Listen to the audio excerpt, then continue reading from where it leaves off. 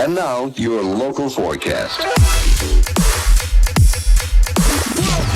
So if you're joining us for the first time, my name is M4 Sonic, joined by my co-host, Chief Street. We're music producers, we're creators, we're recording from Matrix Recording Studio in Adelaide, and we're just talking all things music, creativity, bit of background on us, what we've been up to, what we're planning to do, what we've done in the past. We're hoping this will be helpful for not only other producers and creatives, but also our audiences, because it's really hard to engage with people these days. You know, it's hard to have a meaningful relationship with our audience. So in saying that, if you follow along on Spotify or Apple Music, or if you're watching on YouTube, hit that subscribe button, show us some love, get in the comment section, say hi. We're actually really friendly. Anyway, Chief Street, how are you? I'm doing well today. How are you, man? You're doing well today. We're doing well the other day. No, just feeling good, you know. Got a fresh cut, as everyone can see. Nice. My bold ass head shining bright. So I've been wearing a hat because I haven't cut my hair in ages and it's like getting really long. And I'm just like, you know what? I'll just wear a hat. I'm just jealous. I wear the hat for a different reason. Cover up my head. If I wear a hat too long, it gets uncomfortable. Yeah. I mean, I went go-karting the other day, right? And I put on like a large helmet and I ended up having Nah, dude. I should have gone XL. That's what we're talking, how big my head is. So I feel the same. Every time I get a hat, it's like at the end, like the longest amount. Mm-hmm. Sometimes I have them hanging on one. So we need to make some custom Chief Street caps. Big dome. So today we're talking about, and this is a follow-on from episode 3, we talked about lots of roadblocks. This episode is about protecting your energy. And it's a really important one because creatives are, well, I identify creatives as being highly intelligent, emotionally intelligent people that are very vulnerable and volatile to energy. Because we ultimately give a lot of ourselves, we output a lot, and people are receptive to that. But at the same time, we can be, I guess, subject to a lot of negativity. I think we're actually pretty cruel to ourselves. Would you agree? Yeah, I mean, there's a lot of you're always looking in the mirror. Does my music sound good? Does my content like engage with audiences? Do people look at me in the right way? There's a lot of caring about what other people think. And how crazy that we've made it about a statistic, right? Like it's a numbers game. Yeah, it like you said, there's just so much you can compare yourself with others that you always have that ability to look back at yourself and be like, oh, am I doing it right? Is this up to standard? I saw a really interesting TikTok video the other day, and this guy was saying, he's a music producer, he's like, imagine you crashed in a plane at a desert island by yourself, right? But it's a magical plane. Somehow it can power your laptop forever. Okay. And there's food on this plane that will feed you forever. Okay. So you've got the bare necessities, right?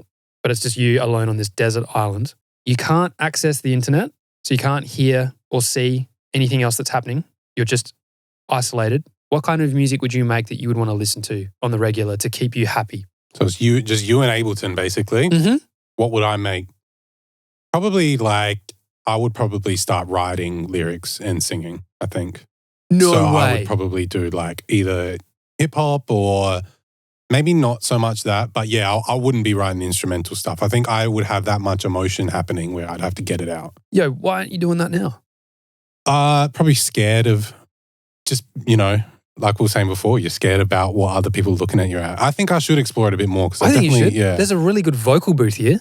I do know how to process vocals. Right? Yeah. Okay, so I sang on a backing track of a song that I haven't released yet. Indy Stanton is the lead vocal. Yeah. And it needed something in the mid-low range. And I used Little Altar Boy and her voice sounded great. Down, yeah. But I was like, it's not doing the melody that I wanted. So I was like, you know what? I'm going to have a crack here. And auto-tune the hell out of it. Yeah. Because I'm a vocal engineer every day. So I know what I'm doing. I can literally make anything sound listenable. If I can do it to my own voice, I can do it to anyone's. For sure. And it sounded good. Yeah, man. Like as a backing vocal, not as a lead vocal. And I pushed it like really far back in the mix just to give that grit. I want to encourage you to try singing, and try writing, and just nobody else listens to it. Just you in the car. Well, I've done it before. I write diss tracks for my friends just about funny stuff that happens or like Do you remember past that track experiences. you made about Dwayne? Oh, yeah. Exactly. There you go. So I've expressed myself in music before, but doing it from a serious sense is a bit scary. Like putting yourself out there in that way.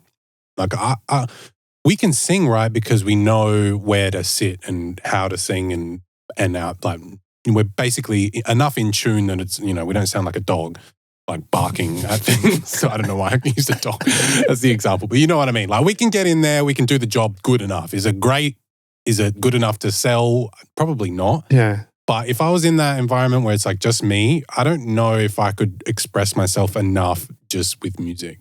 That's amazing. Okay, so next time you're on a desert island and you have no internet, but you have a lifetime of food and electricity to your laptop, you're going to write some interesting music and sing. Yeah, man. I think a lot of emotion would come out lyrically.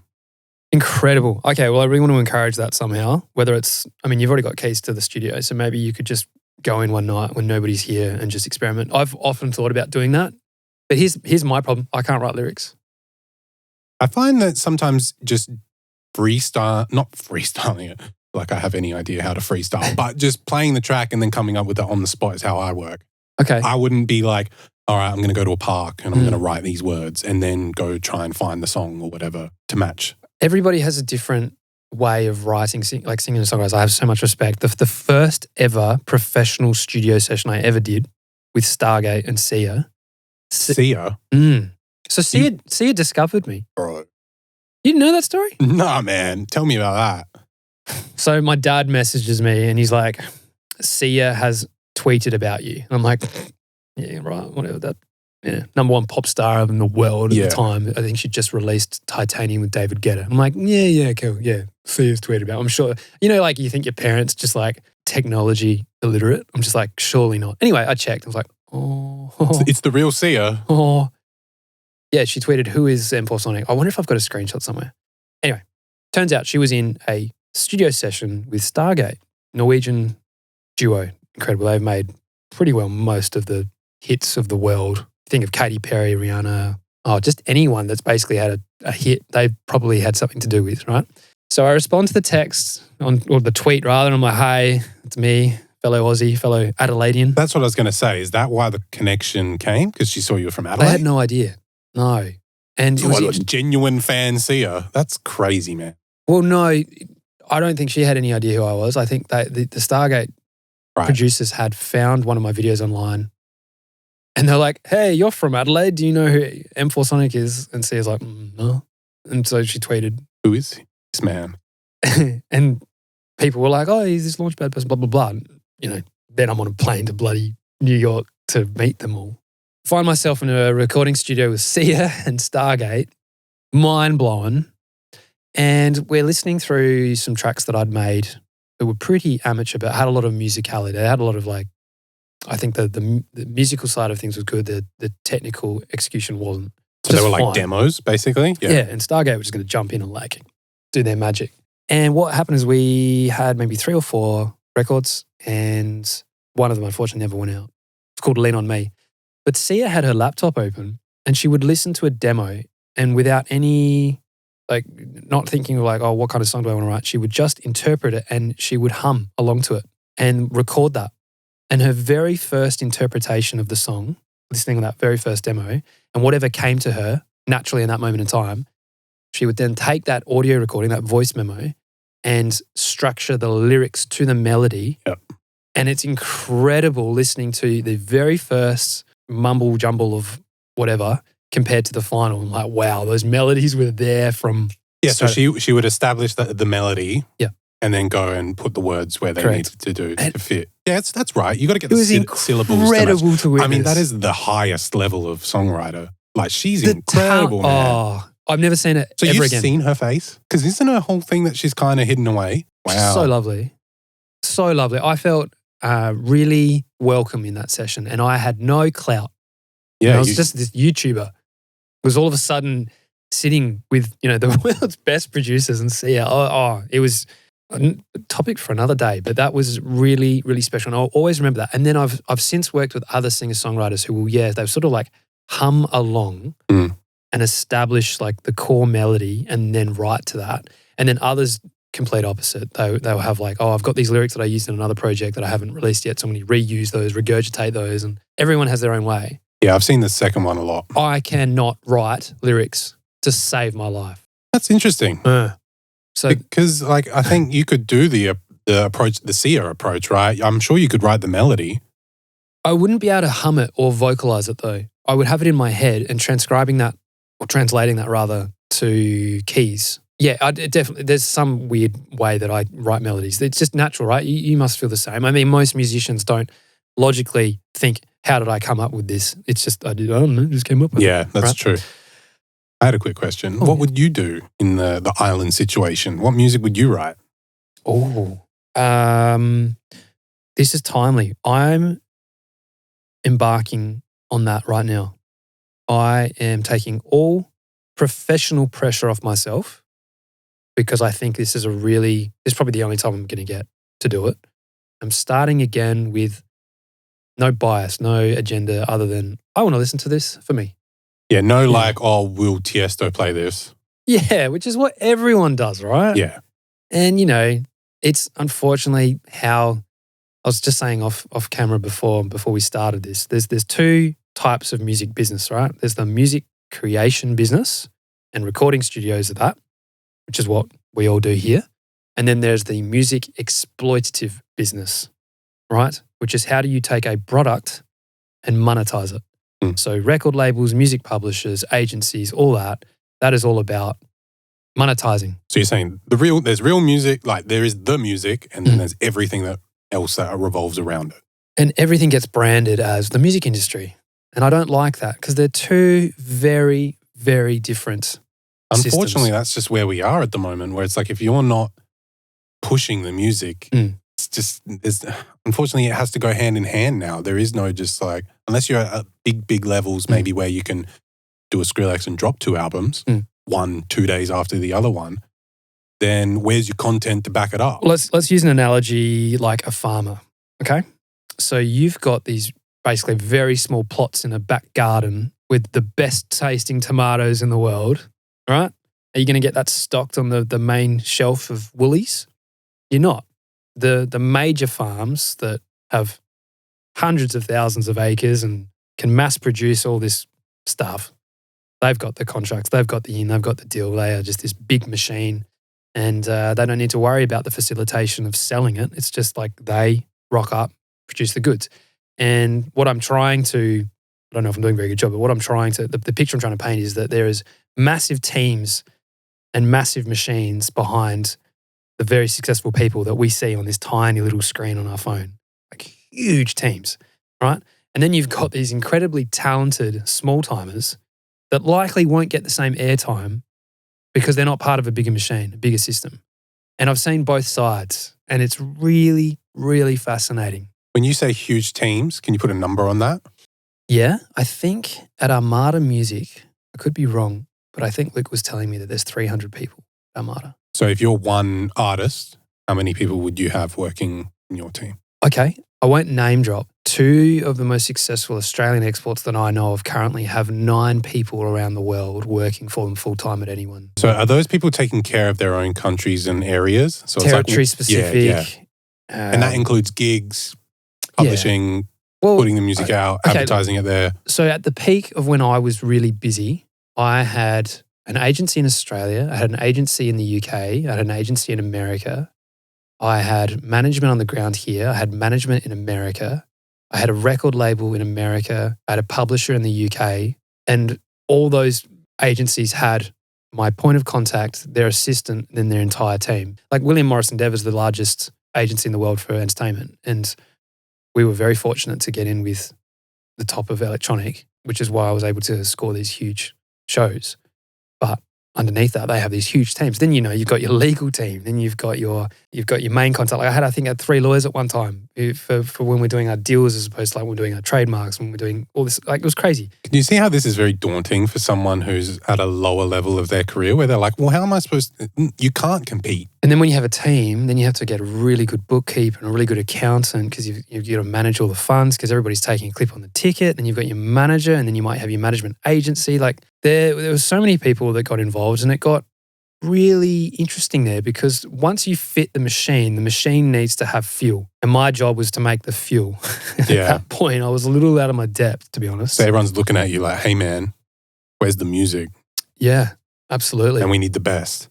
Yeah. Totally. And then you get offered opportunities where, well, what if this other producer steps in and writes your music? You're like, I don't like the sound of this music. They're like, yeah, but it's going to fit the trend and stuff. And I think I was really strong-headed about the direction I wanted my music to go in. And when the system changed, I think I needed to be a little bit more flexible and able to pivot So what I've learned now, if you can do something really brilliant and unique and really well, and you get the right team of people around you that are willing to support it, fantastic. But that's pretty rare. It's just hard. It doesn't have to be hard. It's okay. So one of the things that I've mentioned a couple of times now is about people. Here's a fun fact for all you aspiring music producers. When you sign a record label deal, put something in which is called a first person clause. Ever heard of that? No, please explain. Partly why I think I had points of friction along my career was that I established these awesome relationships with awesome people that went on to different and other things. Okay? Yeah, I think I know where this is going. Continue. So when you sign a record label, if you've had this kick-ass A&R, it's like, Chief Street, I found you on SoundCloud. I love your music. I want to meet you. Let's hang out. And all of a sudden you become best buds with this A&R. And they're like, look, I just happen to work at the largest electronic label in the world. I think you'd make a great fit. Why don't you come work with me? And you and I and your manager, whatever, we're just going to kill it. I was like, sign me up. Yeah. Shout out to Oscar and Jeremy at Ultra. Like, sign me up. The first guy that found me at Ultra actually was leaving at the time that he was bringing me on board. Palmed me to Oscar. Oscar was incredible. But Oscar also went on to bigger and better things. And at that point, you're like, who do I contact now? And the next person may not be as interested in you. They're like, oh, we're really focusing on like pop records right now. We're not into this like electro dub stuff. But like, yeah, well, I heard that you're this guy. Like, it's nice to meet you and stuff. But you don't really have that. You got to have people believe in you. And it's the same at my agency, even in Australia. I had this really cool agent that went on to make this healthcare product that just exploded. And so he was like, hey, sorry, bud, I'm actually going to go pursue this now. But I'll hand you to this guy. He's going to look after you. It's going to be great. It's like, nah. He didn't build that up with you. And that happened to me so many times. Like even my management team, I had the most kick-ass manager. And then to this day, I still don't know what happened, but he was just like, look, man, I'm going to be doing this other stuff for a bit. Like I'm still like invested, but like I've got to pay my attention to this right now. And that was just like a cop out, and he just went off and did that. And like spoke to the management agents like, okay, so who's going to be looking after? Oh, we'll give you this assistant. And this assistant was just like, yeah, cool. Like we're going to do this. We're going to do this. I'm like, nah, it's just not. It's just not. So when you have the right people, and behind every successful artist, they have had someone really believe in them from day dot, and mostly they've stuck it out. Yeah. Like you need to have someone that believes in you more than you believe in you to make this. And, you know, I'm looking at you right now, man. I'm like, I really believe in you. Like you tick all the boxes for what it takes to make this shit. So like, don't ever be demotivated or feel like out of depth or out of your league. Like that's how everyone feels. And then all of a sudden we will just attract the right people at the right time for the right reasons that resonate with us, and shit happens. Thanks, man. That's very nice of you to say. Yeah. So there you go. So again, this whole episode's about protecting your energy and finding people that resonate with you and your energy. I kind of want to like wrap this up with something a bit more fun. I started playing PlayStation again the first time in 3 years because I lent my PlayStation to a friend. I got it back. Really need to upgrade to the PS5. Played Grand Theft Auto. Devastated. Why? There's all these griefers, right? What is Flying grief? around, you know, people that just deliberately go out of their way to just like be a pain in the ass. So is this online? Yeah. Yeah, right. So, you know, I sign in, I still got my character, I still got my super yacht and Grand Theft Auto, still got my like cool businesses and whatnot. I walk out the building. This is what anybody that plays will know what I'm talking about. And boom, someone on a hover bike just blows me up. Hover bike? That's not realistic. Where the hell do hover bikes come from? In the last 3 years, they've updated this. People can get like crazy weapons and like flying cars and shit. That's not Grand Theft Auto. So what happens when you die? You respawn, but like say I'm driving like my fancy ass car and whatever, and they blow that up. Got to go like ring the insurer. Oh my God. Got to get it remade. So you will eventually get your stuff back, You do. but it's a process. What griefers do, and I've done this to people, there's these missions where like you rob someone or whatever, or you'll be doing a job in a heist, and to finish the mission, you just got to get back to your base and deliver the goods. And just at the very end, they just come out of nowhere and they blow you up. So they just wait by that place knowing that everyone... Yeah. And you fail the mission and you've just spent an hour. Not even just an hour. Like you may have spent like half an hour in a lobby waiting to get into the damn mission, right? Yeah.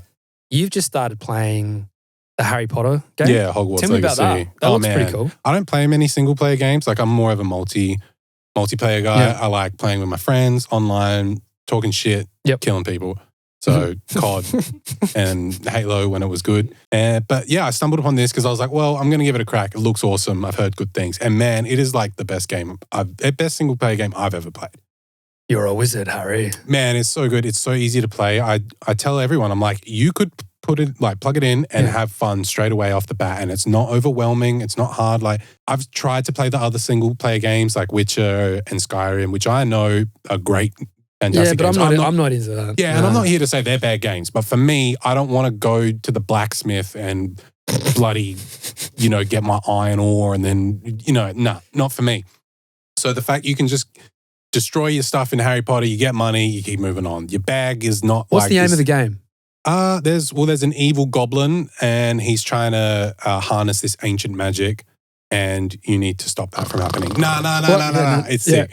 It's really good. Like visually, it's fantastic. The gameplay is awesome. The quests are quick. Like it just ticks all the boxes, man. I think for casual gamers, it is like on point.